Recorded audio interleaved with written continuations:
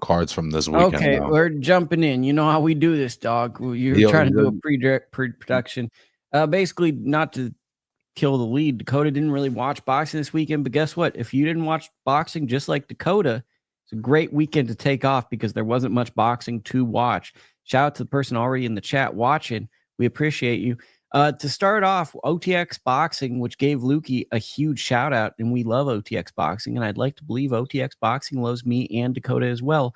Our guy, Andreas Katzourakis, defeated, we'll call him Andreas Katz, he's also my book club buddy, defeated Brandon Adams in a theme of the weekend. And I will say this weekend had some of the best boxing I've seen in some time, but inconsequential, probably for most boxing fans. And what do I mean by that?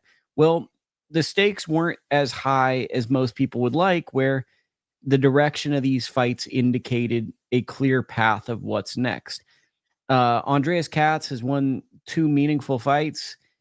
This is his 3rd fight in a row that he's won by split or majority decision. He actually won every fight in this tournament by split or majority decision. He was actually outlanded by Brandon Adams, but Brandon Adams spent the majority of the fight on the ropes, counterpunching, but it was somewhat hard to tell what was clean and effective. And it was obvious Andreas was pushing forward and dictating the tenor and tone of the fight. Obviously, the judges, 2 of the judges thought Andreas won, 1 thought Brandon Adams won. This is the type of fight that can happen when you're getting, it's a small ring, perception ring. Who did Lukie think won? Honestly, Lukie was drinking some adult beverages live on coverage, and Lukie thought the fight was probably a draw because Brandon won the last rounds, but my gut feeling was saying Brandon was losing a lot of 55-45 rounds to start the fight, and he was winning the later half of the fight. But for a fight that you can watch on DAZN or a fight you can watch on YouTube, right, because they put it on the live streaming, high quality fight from high quality service, OTX. So what is at stake with this? Well, Brandon Adams, 35 years old. This loss probably means he's going to end up getting another fight, but another fight that he doesn't probably want, a B-side fight, a tough fight, right? For Andreas Katz, he won a $100,000 bonus from OTX, and he's got a promotional contract with them for whatever that means. So likely he will be on these cards next year. And I would hope Brandon Adams is on these cards next year because this was clearly their best fight they've ever thrown. It was a competitive back and forth fight. And later in the show, we will get into another fight that was much different than this one. But I think it's very hard without dropping someone or clearly hurting someone to win a fight sitting on the ropes. Even if stats are saying you're landing more, there's just a visual and human being element that it's hard to trust your eyes. It's like Augustus Ward. But do you get what I'm saying? Like, if you're a judge and you don't have access to punch stats, I think there is a little bit of, do you trust your eye? And it takes a confident judge to really score a fight that way. Yeah, you got to really know what you're looking at, know what's landing clean. Now, Lukie, let me ask you, when they do this OTX tournament, how are they determining who's participating? Because maybe that's like, I was just busy. It wasn't a lack of interest. But like, what is the maybe that's why it's not as consequential for the fans, is because they're not seeing like what is at stake and why is it this batch of guys? Well, I think the batch of guys, not to be cynical, was whoever couldn't really get fights and were willing to take hard fights and would be willing to jump in for an opportunity. And Katz won this. What does this mean for him? Well, I think it moves him into what you'd call fringe contender status. I think this beating Brandon Adams, beating the guy's name, but Kurtilo Abdukahorov, and then Robert the Tiger Terry, he beat him in the prior round. Those are 3 credible wins. Those are 3 wins against very good fighters. So I think what the tournament did was it established a clear transition from prospect to contender in my eyes. And I would like to see one of the sanctioning bodies give Andreas a world ranking in the top 15 from this, because I think that this is the type of thing that should be rewarded with that type of thing. So I think that what it does is it positions him in a way to be in between a title contender and a fringe contender. and puts him in that space to maybe take meaningful fights against avoided fighters possibly, or bigger name fighters looking for an interesting bout. Yeah, I think it's a cool structure, and shout out to Lionel Watson. What's good, bro? I think it's just that's one way you could connect it to the fans, is figuring out exactly, like, just giving it a little more context, I think is what I'm getting at. And to be fair, they're just getting going. You're a hardcore boxing guy, Dakota. So you know boxing, right? You know boxing. We tune in every week. And you're not as plugged in with this, right?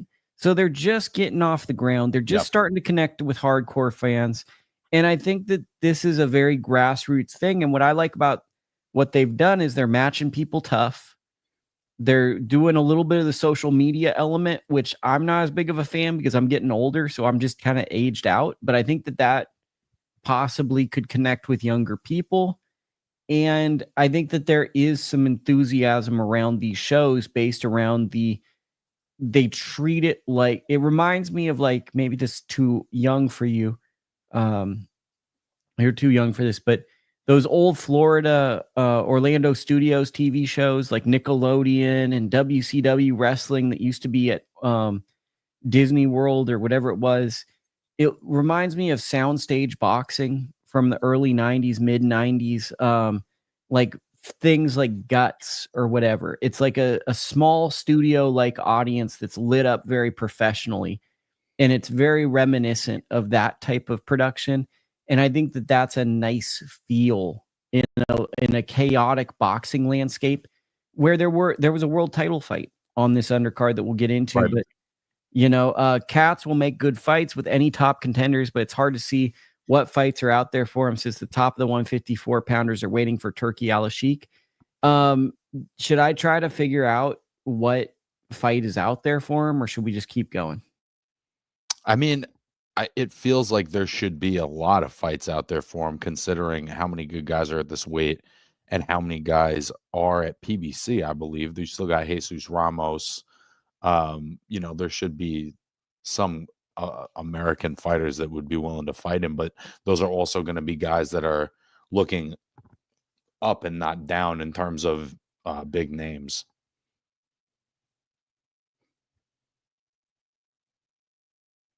I did the thing where I'm trying to figure out fights and I have a bunch of tabs open. So that's good.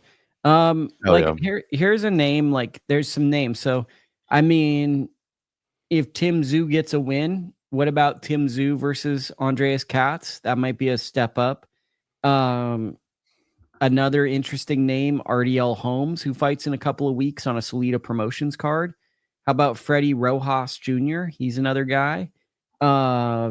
Brian Mendoza is out there. I'm not sure if that Brian's looking to punch up more, but another name that I think is interesting. I really like a fight.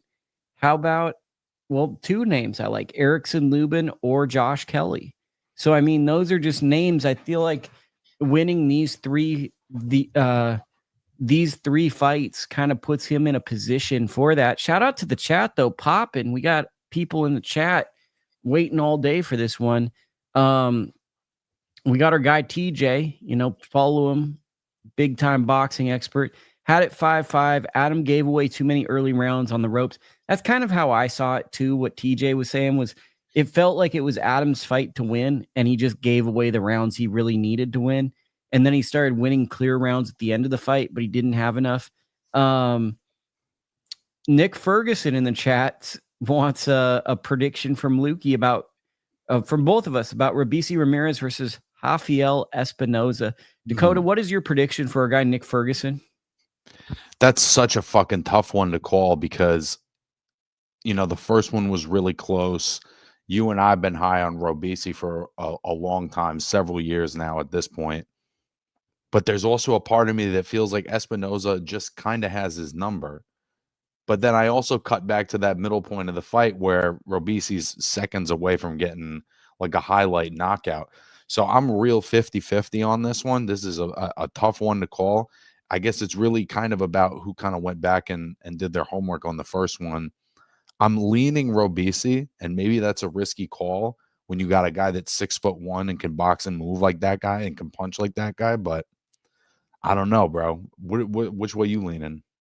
Well, see, here's the problem for me. I don't know what Rafael Espinoza is. Like, I've only seen him basically 2 times. He was in a fight of the year with Robeisy, and then he was in with the guy that he was more talented than and got him out of there. And by the way, I was in Italy. So on top of when I saw him, I was jet lagged and I was irritable. Yeah, and he got hit a little bit in that fight too. And he got hit a little bit. But what I'm saying is I saw that on an airplane with airplane Wi-Fi. It was not and it was an experience where maybe my mind's somewhere else. I'm not watching it. So my gut feeling is I'm probably, before fight week happens, gonna lean towards the guy that I know more about, Robeisy. But then, like, Espinoza is like 6 foot something. And is there just a size difference that a guy like Robeisy can't make up? And what end is the activity difference? I think to some extent it's like Robeisy is going to have to be able to close that gap more often and not be so content with being at the end of Espinoza's range, just taking shots on the high guard. So we'll break that fight down actually next week. Yeah, next week. So next Sunday we will break that down in full. But one thing that I will end this segment with is it's an activity fight. So I think that the big thing that I'm looking at is, can Robeisy Ramirez keep up the output to match Espinoza? And to be honest, when I think about it like that, I think Espinoza wins the fight probably, because I'm not sure. But he was the one closer to getting a knockout. So that's where I go back and forth. Look at this. That's true. That's true. But I don't feel like he was as hurt as Espinoza was in the midpoint of the fight. I think this is going to tell us what Espinoza is, because we either have an Emmanuel Navarrete on our hands, or we've got a guy that had one of the greatest nights of his life. And we know what Robeisy is. Very talented fighter. And I guess this fight says, is he what Lukie and Dakota thought? Like a Hall of Fame type guy? Or is he an underachiever? And I hate to be that blunt, but if Robeisy loses the rematch, we start to wonder, like, why isn't he having this Andy Cruz-like career with the skill set he possesses? Yeah. Well, and also sometimes a guy's just got your number. So maybe this is his Barrera and Junior Jones or whatever, and he goes on a run after this. But it's definitely going to determine to some extent the trajectory of his career. And the way people talk about it. So have you ever seen Andreas Katzourakis ever fight? No. Okay, so he's a very aggressive guy. We got more comments. Espinoza will struggle with making weight. That may slow him down. That's also a great point. At what point does your punch resistance, when you're a guy with that frame, cutting down to 126, at what point does that affect your punch resistance against a really sharp guy like Robeisy? I love how this preview show for the OTX card has turned into the next week's preview show too. I do know that Manny Robles is working with Espinoza and Serhii Boachuk in Mexico. I believe they're both training in altitude.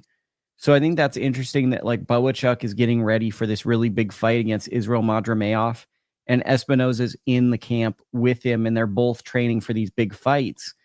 I think that's like a plus for Espinoza, because you're feeding off the energy and enthusiasm. Whereas, like, Ismael Salas, we both know, is a very good coach. It hasn't been a great couple of years for him, to be honest. That's a great point. There's been multiple times where I've seen him say and do things in the corner that I don't necessarily agree with, even though I admire him a lot. Yeah, it's hard to question a guy who's had as much success for as long as he's had, but it's also like he's had some fighters recently where they're not performing the way we'd expect, to be quite honest. Cap Quest, I'm going with Espinoza. He hasn't ever tired at the end. Ramirez is not even going to fight the smart fight. It's going to be a great breakdown. Let's continue a little bit with news and notes. We've got Oshae Jones. She won her first world title.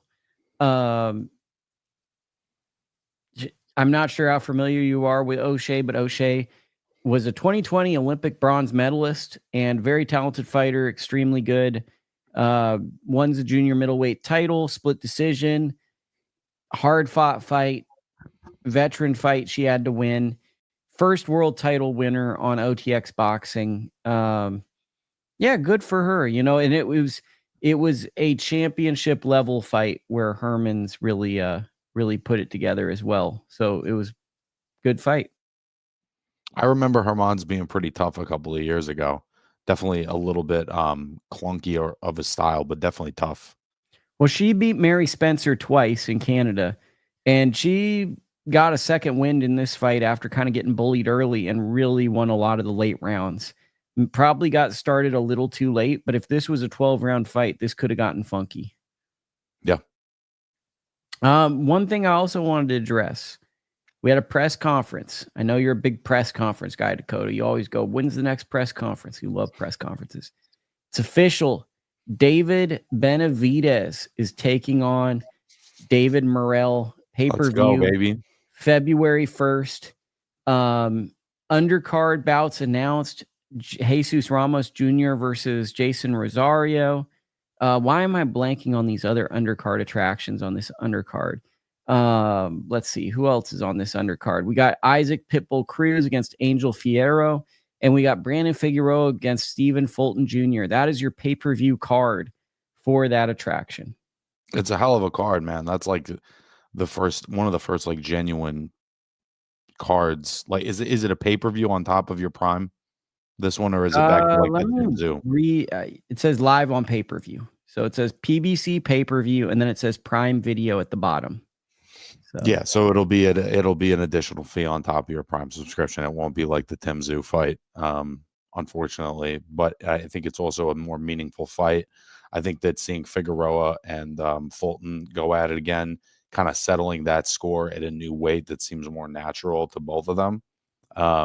Those are great fights, man. What outside of the obviously, let's say like we're excited. We can talk a little bit about the main event. Before we move on from the fucking OTX card, I know we said it off air, but did you mention the fucking shout out? Yeah, we shout, but do the shout out again. I like it. I thought we only said it off air, but fucking, you know, Lukie's getting shout outs from our guy Corey Erdman live on air. It's a cool fucking thing. Best broadcaster in the game, by the way.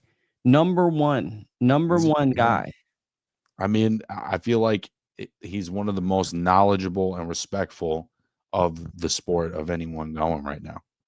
But if we already said it, who gives a shit? We're saying it again. But I mean, look, he didn't just say only said it off air. He didn't even say the shout out. He called me the big dog. That's the big one. That's the big one. That's not just the shout out. It's the big dog Lucas Cattell said. And I like that it was for a Nathan Lugo fight. So it's about the brutality of what you need. Yeah, it's a good one. I think for me, I'm looking at this so couple of things. Are you a little concerned with Big David's body at this press conference? Do you want me to send you some photos? I've actually seen some clips from this presser. He obviously looks big, but he always looks big. So it's tough for me to say, you know, am I surprised that David Benavidez is a big guy? I'm not. But yeah, it's going to take some work for him to get down to 175. There's no doubt about it. I'm sure he'll do it. He did it to get down to 168. So if anything, it's going to be less work than it normally is. But I also think that Morrell is a hard man. You know what I mean? And if he has to struggle to get down to that weight at all, you know, Morrell is a pretty brutal guy. And if you give him any of that punching time, you know, and you're not on the move, he's going to sit down on some shots. It's a great fight because both guys have been perceived as a boogeyman at times. And now we're going to figure out who's kind of the baddest dude. Yeah. Well, and I think they obviously have been compared for obvious reasons for a little bit of time. And I think it's one of those fights. I remember saying that about these guys before. Like, they kind of need each other right now. It's the most interesting fight, I think, at light heavy that David can get that's not waiting for the winner of the Bivol and Beterbiev rematch. And I think that Morrell is a worthy challenger. You know, you could sit around and try to build this fight for years, or you could do it right now when they're both really in their prime, at their best weight, and see what shakes out. Yeah. For me, I'm going to go curveball with you on this undercard. I think the Angel Fierro Isaac Cruz fight is a real fight. Fierro had momentum when he beat Alberto Machado, which people forget about. Kind of had an up and down career since. I think there was enthusiasm that he could really go somewhere. But that stylistically, that fight could be a real interesting one because Isaac Cruz, up and down guy, right? Real puncher, but we don't really know how he's going to respond from the Rio performance. So I think that's a sneaky banger because I think we're expecting Cruz to go in there and kind of bulldoze this guy. But Fierro just a couple of years ago was actually being looked at as where Cruz is right now. And I think I also just felt like that was a big style thing. Like I just felt like Rio Valenzuela just fought stylistically the perfect fight in terms of not letting Cruz set. And I just still think that if anybody gives him that time to sit down and push you around and let combinations go, he's just going to be a problem. You know what I mean? Like we saw it against Rolly. I think if you give him those moments, he's still going to take them and he's going to be a problem. But there's always going to be a certain style that gives him a hard time. Yeah, that's a good one. And also our guy Jesus Ramos Jr. against Jason Rosario. That's a really interesting bout too. Yeah, I think that Jesus will dominate that fight, but Rosario got the draw with Jarrett Hurd when they both came back. But it's tough for me to believe that Rosario is going to be able to stand up to the kind of offense that Jesus brings to the table. And now it's time for me to talk about the ugly. Boxing always has a bit of ugly, and this week we had really ugly. There is a fantastic card I watched this week on Saturday on ESPN Plus that Zanford Promotions put together. And I highly recommend anyone listening goes and checks it out. 5 fights, quick. It's maybe 2.5 hours to get through 5 fights. It's tremendous. But what was the ugly? The ugly is junior flyweight Moises Caro should have beaten Elwin Soto, a former title holder. Yet, despite clearly outboxing him, landing the better shots, keeping the fight in the middle, he leaves with a split draw. More egregiously, though, there were 2 other fights on this card that were draws. One of them, you could arguably justify, say the fight was a 50-50 fight and was a draw. But the first fight on the card saw, I believe, Navarro versus Garcia. Garcia was hurt and clearly basically lost the fight, and the fight was awarded a draw. So despite a very entertaining and fun matchmaking in Mexico, 3 of the 5 fights were a draw. And then let me get this right for the guy's name. It was Cruz, but he fought a guy named Alex Goulian, a boxer. Let me get the names right. We want to be right. Alex Goulian. So he fought Alex Goulian, and his name was Abmiel Cruz. Alex Goulian was your traditional come forward pressure fighter, etc. Throws punches, no strategy, gasses out by the 3rd round. Gets knocked out by Cruz. Everyone's acting like it's an upset. Kind of the broadcast team is 42 faking you. They're acting like Goulian throwing labored shots is really affecting this guy who's loading up on clear and concussive shots. Then he gets knocked out.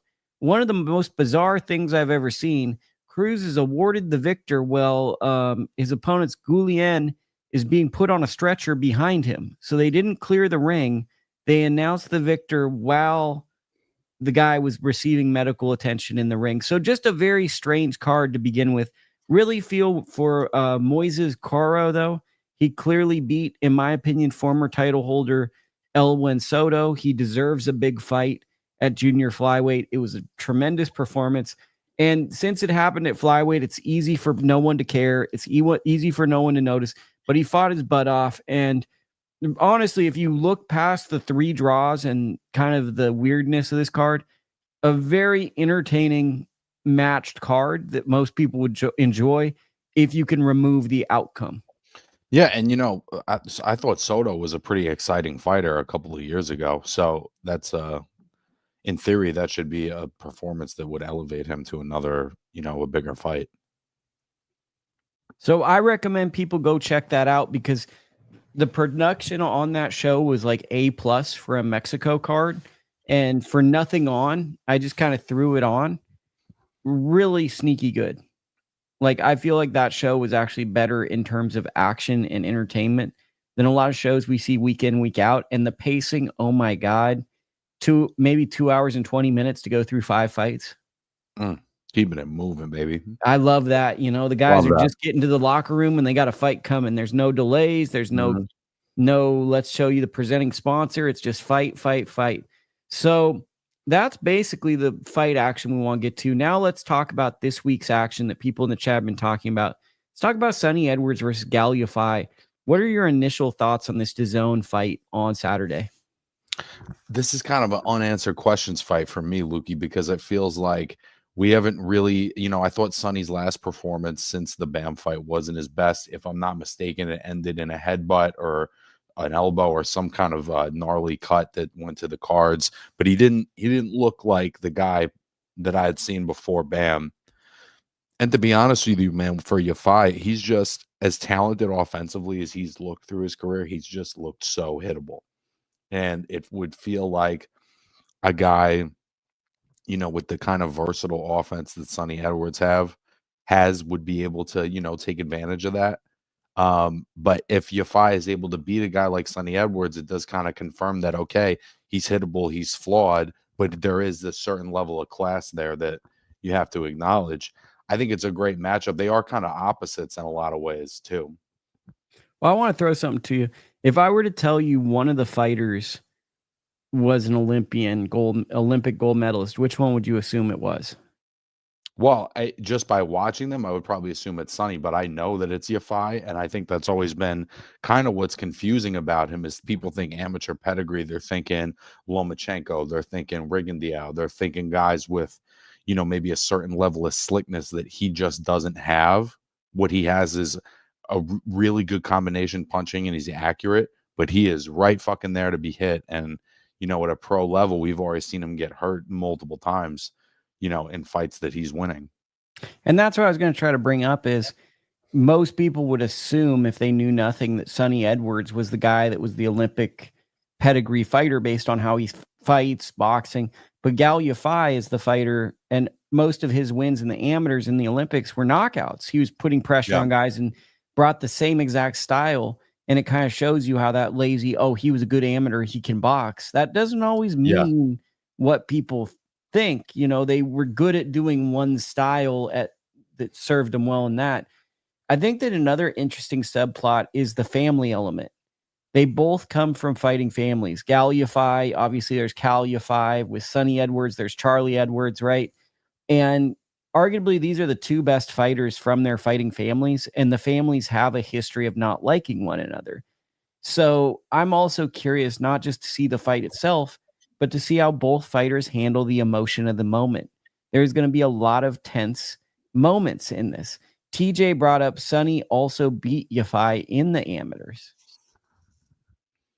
Well, that makes sense to me. I mean, it feels like he has the kind of style. I don't think necessarily that Sonny is going to hurt Yafai, but it feels like he's going to be able to get his. And but the other thing I will say is that if Yafai is able to make the fight a little more physical, the way Bam was, and is able to get Sonny to kind of engage with him a little more, he is a handful on the inside, and Sonny's not the biggest puncher. So I'm just, in my mind, I'm just playing out all the different scenarios. That would be the one where I feel like he'd have a chance. And for historical relevance, Sonny beat Yafai April 2015 in Echo Arena, Liverpool, at the English National Elite semifinal. So it's 9 years ago, essentially. Over 9 years ago, that fight happened. Yeah, well, aren't they both a little bit older? Not like old, but I mean, Yafai's got to be 30, right? Yeah, he's 31. So, I mean, they were adults then. You're killing me, bub. I'm trying to do research, and you're like, let me just give you 2 sentences. And then Sonny Edwards is, here it is, 28. So that just shows you how crazy boxing is, right?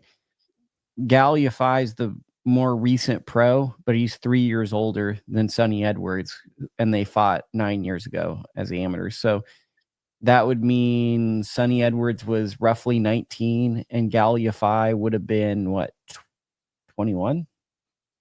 He would have been 23. 23. So, I mean, they were both adult men. It wasn't like the Haney and Garcia fights.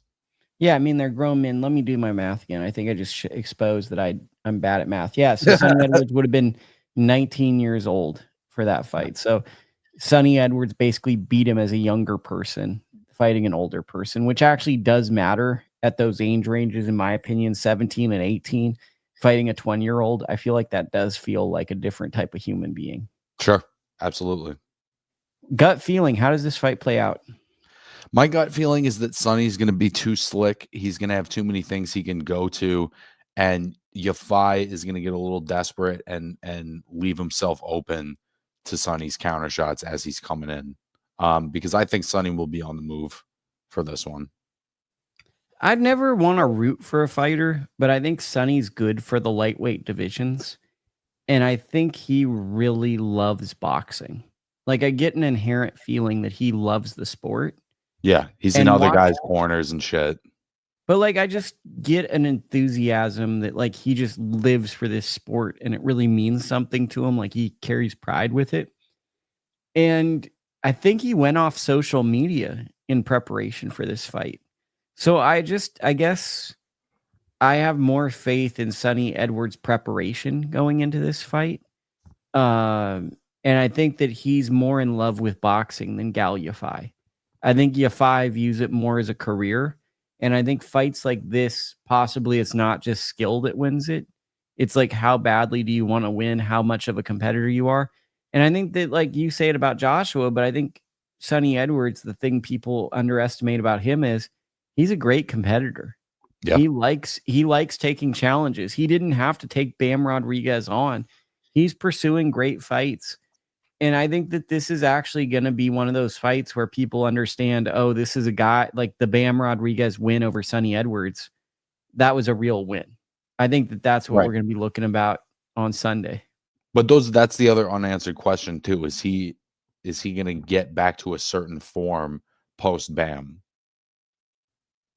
Okay, so let's also, since there's not much to talk about, why don't we talk through scenarios? So I think we both see two paths for Edwards to win. At least I do.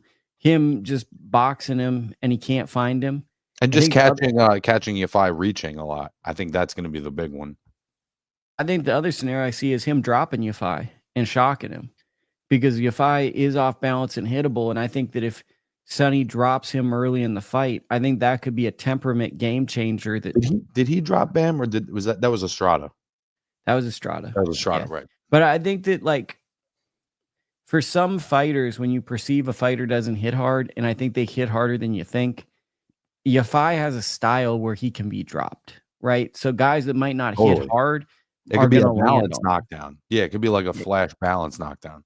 And I think one of the big things, if you're cheering for Yafai, is he's got to get through those first 4 rounds, 5 rounds, and not get dropped, because he's going to be overcommitting. And I think that another path to victory for Sonny Edwards quite possibly could be a knockout, because Yafai could get dropped on a flash knockout and then he could force the issue and possibly get caught with a shot. Am I reaching there, or what do you think? That might be a little bit of a reach, just because for me, I don't think that Sonny hits particularly hard. He's not a one punch guy. So as much as I think he could maybe make Yafai look silly at times and put him down and give him some school, I don't necessarily see Sonny hurting him, but hey, you never know, bro. Here's another thing. I'm not sure how true it is, but it's on BoxRec. BoxRec says Yafai has an 8-inch reach advantage. That's intense for a lower weight fight. Yeah, I mean, that I'm not sure how true that is. I'm gonna have to do research tonight, but according to BoxRec, Sonny Edwards at 60-inch reach and Yafai's at 68-inch. That's a big advantage. So one thing that I've got to ask this. Now, knowing that, how does he outbox Yafai with that reach? Does he have to use foot feints and get him to reach on shots and catch him in exchanges? I think Yafai is going to make himself available to counter punches, and it's just a matter of Sonny getting that work without allowing Yafai to pin him or to just rip combinations to the body and force him to the ropes and shit. So for me, the only way Yafai wins is if he does a Rungvisai type fight, proves boxing's a physical sport, Exactly. Make this very, very physical, takes kind of talent out of the equation and just wears on him. Almost a Margarito type fight. Just a physical, I would say dirty, punching on breaks, punching, missed shots land on arms, elbows. How would you see Yafai winning this fight? Yeah, he's got. I mean, even though it wasn't a win, he's got to make that like Angulo versus Lara fight, where he takes a more skilled guy and forces him into doing shit that he doesn't want to do, just because he doesn't have room to do anything else. I think for Yafai too, a big factor in this fight is pace. He's got to weaponize pace and make the fight happen at a pace that Sonny Edwards does not want to fight at. When you're a guy who's a physical pressure fighter, stronger fighter on paper, setting a work rate that doesn't benefit the more elusive, more talented fighter, you want cardio to set in on that fighter quicker than it does you. And especially now, you know, we know from Mannix on the air that Sonny smokes a little cigarette here and there, and so put those lungs to the test. It's a good domestic UK fight that creates a great world title fight, and these are the type of fights we want to see week in, week out, because it feels very consequential in the big scheme of boxing. The more you think about it, what's your final prediction, Dakota? Edwards by relatively wide decision. And do you feel confident? Like, what's your percentage on the confidence of this one? I'm pretty confident on that pick. I mean, listen, it's not going to blow my mind if the loss to Bam and the punishment he took in that fight, and then getting headbutt. You know, if the punishment meter on Sonny's higher than you'd like it to be, especially being at the lower weights, that wouldn't blow my mind. And Yafai's a tough guy who, again, I think offensively is very talented, but I just see Sonny being able to catch him being impatient. Very, very slow week of fights. Only 2 other fights on this card that I find consequential, really. Well, I guess we'll do 3.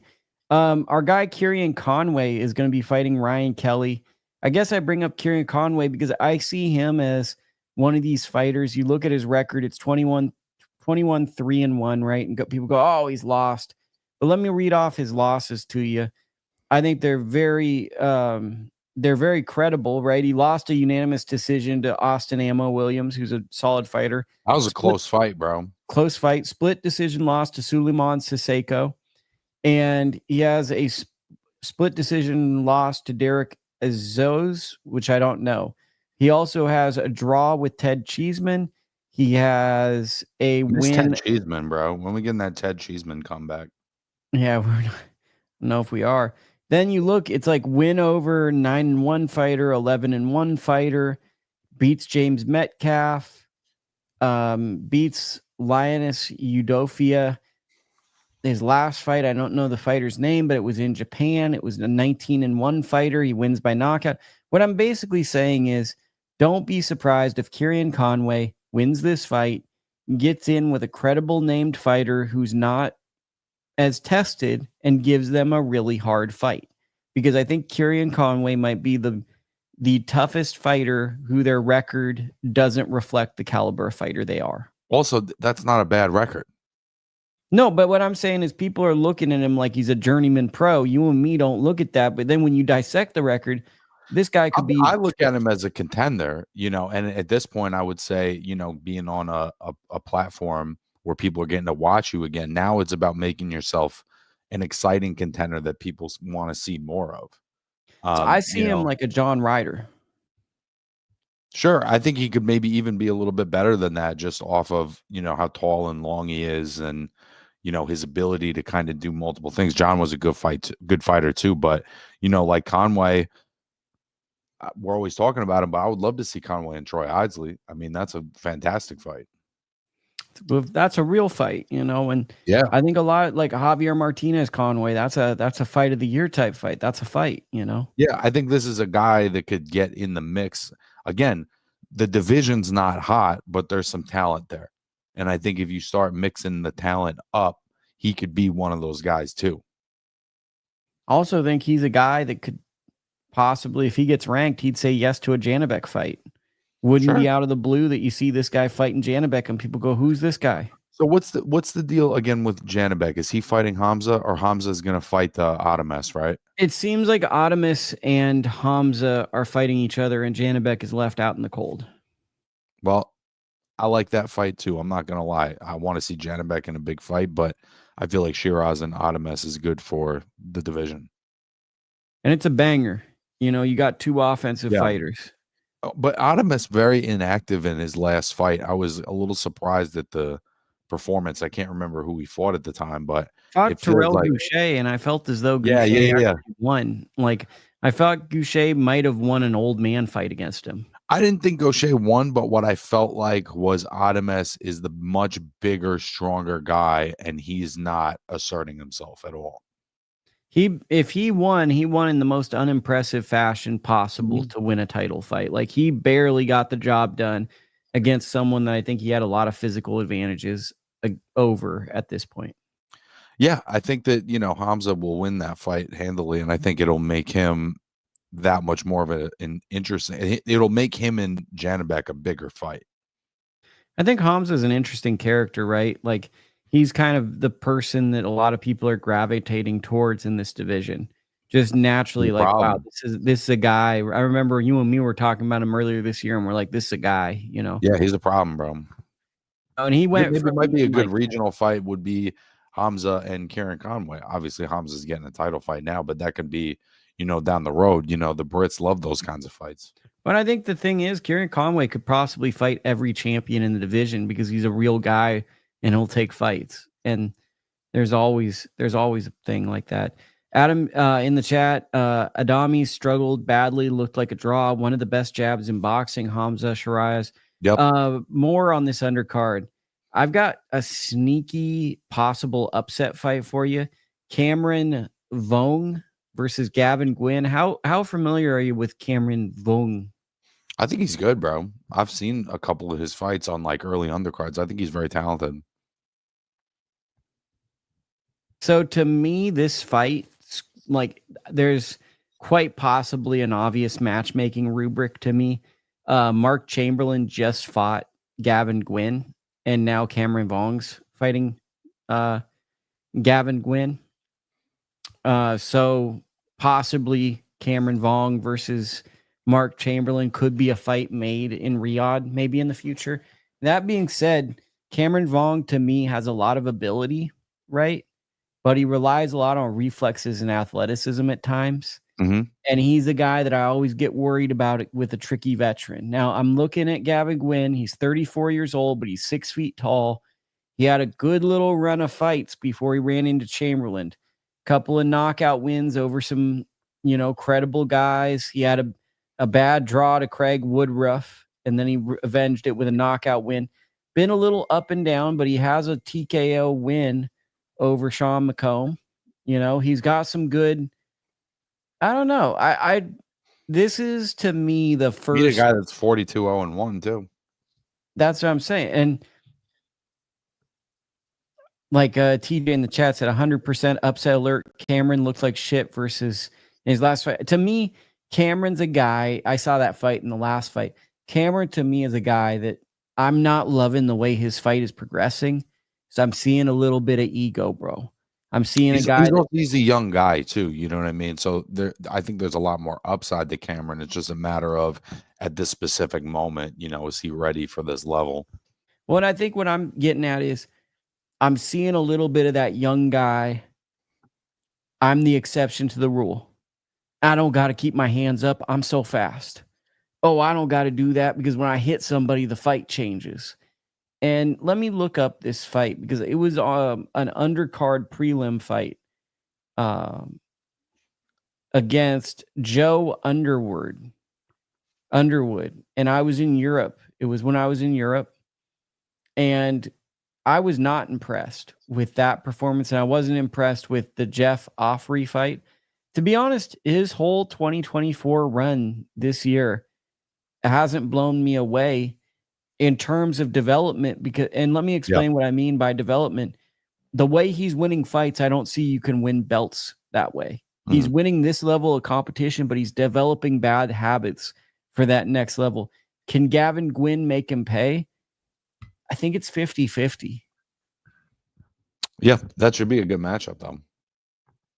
Yeah, I just think I don't know how much Gavin Gwynne has left in his career. He's coming off a knockout to Mark Chamberlain, but he's always proven that he's a solid European level fighter. And that's that's something. It's also a big step up in competition for a guy like Vuong, who's 22 years old and having his 7th fight. Do you think the logic to this fight must be we're trying to go for Mark Chamberlain, right? There's no other reason to jump up this level of competition. I just think that they're trying to fast track him, and he's, if you're making the observation, you're seeing a little ego, he may think that, I'm ready for this type of fringe contender fight. Do you see the ego that I'm seeing, or am I just a dick? I think I saw a couple of the fights early in his career, and I liked the raw material. But I haven't seen maybe his last 2 or 3.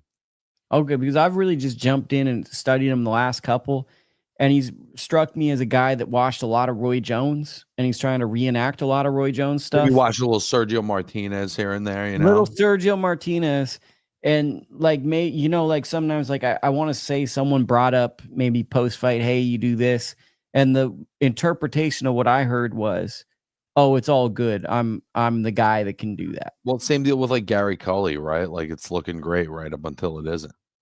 And that's kind of what I'm getting at is that we remember Sergio Martinez. We remember Roy Jones, but there's been about 1,000 guys that fought that way. And there's been about 3 that we remember their name. And you're trying to figure out, is this the guy that's one of those 3 or is he one of the 1,000? Yeah. And we're not being a dick to you, but the odds and probabilities tell us the style you fight at doesn't have a high likelihood. So that's kind of the thing. And I get it because he's young and he's attractive probably to chicks and everything's working, right? He goes outside and it's fun and he can beat. He's probably more talented at every gym he goes to. He goes in and things just come natural to him, beating guys up. But this pro boxing is a little different in that there's some steps with these cagey veterans that you can't just smile and fake. And that's the thing that I want him to I want him to shut me up this fight is what I'm saying. If he's the real deal, I'd like him to go out there and prove that he's that guy. Because I think that's what great fighters do is if you have questions about their abilities, that's not to say he's listening to our program, but that's the motivation to go out and have a great performance. And for us to go, man, I had questions, but we're real guys. So we're going to give him respect because he silenced our doubts. And beyond silencing our doubts, he's taking hard, risky fights in his 7th pro fight, and you got to respect it. Well, I certainly love when guys do that. So I'm not a hypocrite for that because I like when guys take real fights like that. I just think that this is a real fight that fans should be aware of because this is there's a very good chance this is the banger of the weekend, that this is possibly the fight, Another one to be aware of, Conah Walker taking on Louis Ritson. The fight is taken on at welterweight. Just a good little European level fight. I don't see either guy getting much beyond this level. Ritson was a guy I think that the British fans had a lot of hope for, but just couldn't materialize. Conah Walker, I believe he's on a little bit of a win streak right now. He's actually coming off a loss to Lewis Crocker. Oh, so that's the one. So he lost to Crocker, but he had a couple of fights where he won. Ritson, on the other hand, he's coming off. So they're in the same point. They're basically coming off of losses. They're in kind of like, am I a fringe contender? Or am I a journeyman fight? Ritson's got some nice wins on here, though. He beat Robbie Davies Jr., beat Miguel Vasquez, beat Jean Zlatichinin a couple years ago. There's some wins on here, but he's coming off of 2 knockout losses and 3 knockout losses in his last 5. So, and that's what I'm saying. The knockouts are starting to add up. And if you look since the knockouts, he's been moving up in weight and the knockouts are coming quicker. He started at 35. If I remember right, he was campaigning at 35 when he first came out. And then he lost a split decision at 35. And then he went up to 40. And then the knockouts started happening at 40 and then higher. So there's that. One other fight your guy, I know you're a big guy, big fan of this guy, Curmel Moton. Your guy, he's fighting on an Atlantic City card this weekend. Danny Garcia is promoting it. I have no clue who he's fighting. Do we care who he's fighting? Not really. But he's a talented fighter, co-signed by Floyd Mayweather. And I just think that he has a chance to be a special fighter. And whenever he fights, people should be aware because he's going to be a relevant fighter at some point. I think he will be too, man. You're catching him really early in the process. There haven't been a lot of examples of guys going pro this young and being successful, but maybe and potentially he's the exception to that. So our well-educated chat, TJ said, I thought he beat Luis Crocker 6-4. Blue Collar Living, thank you for tuning in. A robbery loss that Conah clearly won. And the Miguel Vasquez was a massive robbery. Ritson maybe 1-2 rounds max. So some real good. They're getting our backs for some really Vasquez, good. Slippery guy, man. Vasquez. I just did a story with Mickey Bay about his Vasquez fight. That's one to go to Boxing Scene and check out. We went back. Yeah, that's an OG champ right there. For the who's who. That's a real fighter, and he never had a full training camp. Miguel Vasquez? No, Mickey Bay. Mickey Bay really? never had a full training camp for any of his major fights. Why is that? Just gotten the notice late. That's what he says. He just got him like 4 to 5 weeks notice and just took the fights, Yeah. But I mean, those are the fighters I really like. Are like, oh, let me fight Rancis Barthélemy. 5 weeks notice. All right, cool. Yeah, I got that. Yeah. But okay, any other things in the sport of boxing this week that you want to touch on? Any fights you're anticipating? I think anything would be about the card the next week with Robesi and Espinoza, which I'm very excited about. And not just that, for those unaware, there's a great pro box card in Ireland, stacked top to bottom. There's Wednesday? No, it's going to be on Saturday. So it's going to lead in. Tyrone McKenna's on the card. A lot of really good guys, really, really good fight card. Excited to see some of those matchups when they get announced. And then we also have Liam Paro versus Richardson Hitchens.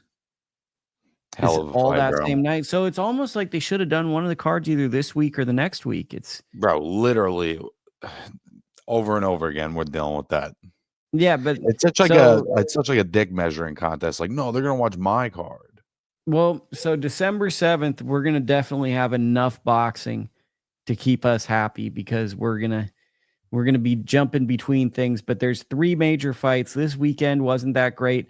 I think that this upcoming weekend we'll have a couple of good fights, but we have enough fights to preview next week where we might just quickly go over some of the action from this week. But we're going to really spend a lot of time talking about the top rank card. Although I don't think we're that interested in the Oscar Valdez Emmanuel Navarrete fight, to be honest. Are you that interested in that? I am interested in it. Okay, we'll get into that next week. So I'm moderately interested in it. And like with Top Rank and also with all these big promoters, you look at the cards, but especially I look at Top Rank. They do a good job at making some fights on those undercards, where you're excited about. At least you and me boxing guys, they make some really good matchups on those undercards. Yeah. So where are you going to be for the next week? What should people know? Thanksgiving, stuff going on. Thank you to the chat. Wonderful chat. We didn't really schedule this all that well. Always the fucking best. Always the fucking best. People jumped in, enjoyed it, loving the community. Feels like every week we're growing and growing. It's great. Love that. Shout out the chat. Shout out Corey Erdman. Follow me as always at the Slip With Me podcast on YouTube and Instagram. Going to be having Amelia Moore on this week. Follow me at ITL Boxing. Yeah, there we go. Follow me at the Lukie Boxing Show. And if you're watching DAZN, you might hear about him or something. Hey, you excited about your Amelia Moore interview? Absolutely. You know anything about her? I know a little bit. I'm looking forward to speaking to her myself. Yeah. She's really talented. I think Amelia has all the potential to be a special fighter. But then again, like I told her when I did an interview with her for a story coming out on later this week, I'm not going to gift it to any fighter. just because I see the ability, just because I see it. Boxing, like, imagine if I gifted, oh yeah, you're going to be a great boxing journalist, Dakota. Imagine if I just threw that to you right now. Do you know how much crappy stuff you have to do and how much thankless stuff you have to do before you even the world starts to look at you that way? So though I will be supportive and helpful, you can't really just like coddle someone in boxing because there's so much self-motivation. There's so much showing up when no one else wants to show up. That's why I'm like, let me go on a rant just to end the show. That's why I don't like when I see a guy in a club show with a fancy outfit, right? Because what's the reward, right? What's the motivation for fighting on TV when you have the cool outfit for a club show? Boxing is so hard. You have to set such small goals. You have to reward yourself with things that you can probably buy yourself that day, or things that you could probably honestly say in the time being right now. You, like, we could say, Dakota, you're a great boxing journalist, but you should set that to be a goal for when someone of meaning says that to you, because it's so hard to make your name in this industry. For a 4-round fighter to get a TV fight, that's the time to get some fancy trunks and all that stuff. Because if you're too comfortable and everything comes easy, boxing is just not going to work. So to get back to Amelia Moore, I was telling her, you have all the tools to be a great fighter, but with all the disappointment and heartache I've seen in boxing, I'm not just going to give it to you. So I want you to go out there and prove it, because I've said it to people and been heartbroken, and I'm tired of being heartbroken in this game. So I want you to go out there and earn it. And everything that you do, I will be fair about, but I don't want to have my voice out there narrating your journey. I want you to do it. Hell yeah, dude. Is that a good rant or a bad rant? It's a pretty good rant. Pretty good rant. Okay, we're going to end the show like that. Next week, we're back. Dakota, what time are we back next week? Not sure, bub. I'm going to a basketball game in the evening, so we're probably going to be back in the morning, which would be early afternoon on the East Coast, if that's okay with Dakota. Sounds like a plan. Okay, and I'm going to be going to see, Dakota, are you ready for this? Going to be seeing Wembyama. That's exciting. Wemby. Isn't that exciting? I'm kind of excited. It feels like don't you think that's a thing to see? I've never seen him play before. So we'll finish with this. Over under, how many years do you think we get prime Wemby? Like 3 years? Yeah, I don't know, bro. It's tough when you're like 7'5". I feel like you're always just like one bad play away from your knee snapping in half. But maybe it's like Porzingis, where he has some good years down the road. So that's the failed. We should do the failed. Maybe for the first week of January, we'll do the failed boxing show or the failed basketball show, where we just make basketball references. Yeah, I feel like he's a guy that's going to have like a Blake Griffin career, like 1 to 2 amazing years, and that's just going to taper off. And I really want to catch him when he's young and enthused. So I'm really hoping to kind of see him in person, get the boo birds, all that stuff. Little minor rant. I'm a Sacramento Kings fan. Kind of terrible arena. Parking's really bad there. I know MSG is also really bad, but it's like bad parking, kind of like steep steps. I know that sounds like an old man thing, but it's like very easy to fall down the stairs. Like if you're not watching, and like if you go with a lot of people, there's always the chance someone behind you might slip. Not my favorite vibe, because it's like you got to really know how to grab the rail, but the rail's gross. So you kind of got to straddle it with your armpit. It's just, wish that like corporate greed didn't take over as much, and they could have just been like, let's give us a little more space. Let's not make it as steep. It's a really bright arena. I don't know how you feel about that. I like a dimmer arena. Am I just going too nerdy on you? But it just feels too lit up, like a Best Buy. Do you get what I'm saying? Sure. So sometimes the Garden feels that way. Does Garden feel that way, too lit up? Sometimes. I'm not a Lakers fan, but I went to see LeBron play at the Lakers, and they do it right. They dim the lights. That's kind of how it is at the Barclays Center a little more. Okay, see, I like that. I like it when they dim the lights, spotlight it, and the crowd is kind of secondary. The Kings, they try to make the fans part of the show. I like the fans to fall to the background. Yeah, the Sixers arena is a lot like that too, where it's almost like a play where the crowd is like dark. See, I like that. I like that. I like just focus on the thing. But I go into places and I look production and all that stuff. I'm like, this and that. But the Kings, I'm a little frustrated with where the franchise is going. Love my guy DeMar DeRozan, really solid player. Don't like De'Aaron Fox at all. And that's about that. So we will be back next week. Hopefully there's some great fights. And thank you as always for tuning into the show. Me and Dakota are super proud. And let's try to, for the holiday season, for no matter if you're what religion you are, let's try to get us to 2,000 subscribers. So that's the goal. Everybody in the chat, cool. Tell a friend to tell a friend, organically build it up. Let's try to do that. Absolutely. And shout out to our guy Lionel Watson being in the chat pretty often lately. Oh, he's the best. So Lionel's our guy. We will see you next week. We are out.